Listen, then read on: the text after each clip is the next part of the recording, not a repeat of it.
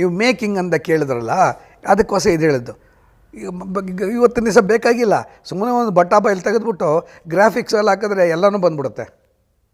ಆವತ್ತಿನ ದಿವಸ ಅದು ಶೂಟಿಂಗ್ ಮಾಡಿದ್ದದು, ಅದು ಮಾಡೋದು, ಅದು ಚೆನ್ನಾಗಿದೆ ಆ ಪಿಕ್ಚರಲ್ಲಿ. ಇನ್ನೊಂದು ಏನು ಅಂತ ಹೇಳಿದ್ರೆ, ಏನಂದರೆ ಪ್ರಾಣಿ ದಯ. ನಾವು ಪ್ರಾಣಿ ಹತ್ಯೆ ಮಾಡಬಾರ್ದು, ದೇವರು ಮಾರಮ್ಮ ಅಂದ್ಕೊಂಡು ಬಲಿ ಕೊಡ್ತೀವಲ್ಲ, ಆ ಪಾಯಿಂಟ್ಗಳೆಲ್ಲ ನಾವು ಸಿನಿಮಾದಲ್ಲಿ ತಂದಿದ್ದೀವಿ. ಬಲಿ ಕೊಡ್ಕೂಡ್ದು ಅಂತ ಬಂದು ಅವನು ಸ್ಟಾಪ್ ಮಾಡ್ತಾನೆ ಕೋಣನ. ಆ ಕತೆ ತುಂಬ ಚೆನ್ನಾಗಿದೆ. ಮಾರಿಯ ಇದೆಂದು ಅದೇನೋ ಅಂತ ಬರುತ್ತದ, ಅದು ಅಷ್ಟೇ, ಅದು ಚೆನ್ನಾಗಿದೆ. ನಮ್ಮ ಗುರುಗಳು ಏನಾದ್ರು ಮಾಡ್ತಾಯಿರ್ತಾರೆ. ಏನು ಅಂತ ಹೇಳಿದ್ರೆ, ಒಂದು ಇದು ದೂರದ ಬೆಟ್ಟ ಮಾಡುವಾಗ, ಹಿಂದೆ ಹೋಗ್ತೀನಿ, ದೂರದ ಬೆಟ್ಟ ಹೋದಾಗ ಒಂದು ಹಾಡು ಹಾಕ್ತಾರೆ. ಏನು ಅಂತ ಹೇಳಿದ್ರೆ, ಕಾಮನ ಮಕ್ಕಳು ಕಳ್ಳ ಸೋಳೆ ಮಕ್ಕಳು ಏನೇನು ಕದ್ದರು, ಸೌದಿ ಬೆರಣೆ ಕದ್ದರು, ಯಾತಕ್ಕೆ ಕದ್ದರು, ಕಾಮನ್ನ ಸುಡಲಿಕ್ಕೆ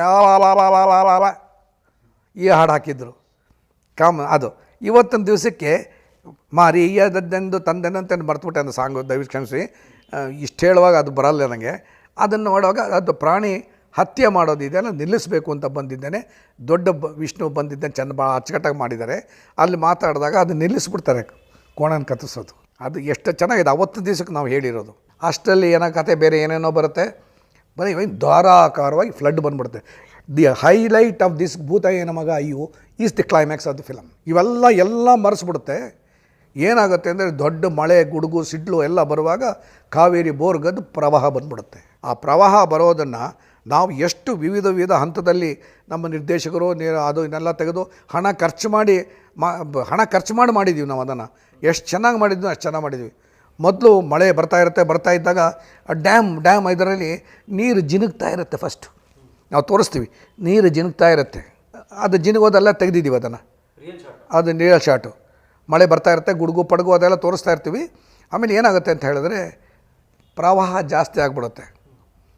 ಪ್ರವಾಹ ಜಾಸ್ತಿ ಆಗ್ತಿದ್ದಂಗೆ ಯಾವಾಗ ಏನಾಗುತ್ತೆ, ಇವ್ರುಗಳೆಲ್ಲ ಏನಾಗುತ್ತೆ, ಇವನು ಲೂಟಿ ಮಾಡಾಕ್ಬಿಡ್ತಾರೆ. ಎಲ್ಲರೂ ಬಂದಿದ್ದಾನೆ, ಭೂತಾಯನ ಮನೆ ಲೂಟಿ ಮಾಡಿಬಿಡ್ತಾರೆ. ಲೂಟಿ ಮಾಡಿದಾಗ ಅವ್ರಿಗೆ ಬೇರೆ ವಿಧಿ ಇಲ್ಲ. ಯಾರಿಗೆ? ಈ ಭೂತಾಯನ ಫ್ಯಾಮಿಲಿಯವ್ರಿಗೆ ಅವ್ರದ್ದೇ ಆದ ಫಾರಮ್ ಹೌಸ್ ಇರುತ್ತೆ, ಅಲ್ಲಿಗೆ ಬರ್ತಾರೆ. ಆ ಫಾರಮ್ ಹೌಸು ನದಿ ಮಧ್ಯದಲ್ಲಿ ಇರೋದ್ರಿಂದ ಪ್ರವಾಹ ಜಾಸ್ತಿಯಾಗಿ ನೀರು ಬರೋಕ್ಕೆ ಶುರು ಆಗಿಬಿಡುತ್ತೆ.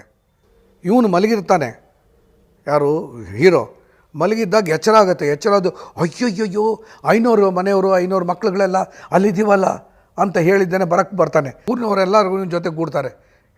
ತೋರಿಸಿದ್ದೀವಲ್ಲಿ ಪಂಚ್ಗಳು ಹಿಡ್ಕೊಂಡು ಜನಗಳು ಬರ್ತಾ ಇರ್ತಾರೆ. ನದಿ ದಂಡೆಯಲ್ಲಿ ಬರ್ತಾರೆ. ನದಿ ಬಂದು ಬೇಡ ಅಂತ ಹೇಳ್ತಾರೆ. ಆದರೂ ಇವನು ಕೇಳದೇನೆ ಒಂದು ಹರಗಲು ಆ ಬೋಟಿ ಅದನ್ನು ಹಾಕ್ಕೊಂಡು ಬರ್ತಾನೆ. ಅಷ್ಟರಲ್ಲಿ ವಿವಿಧ ಹಂತಗಳ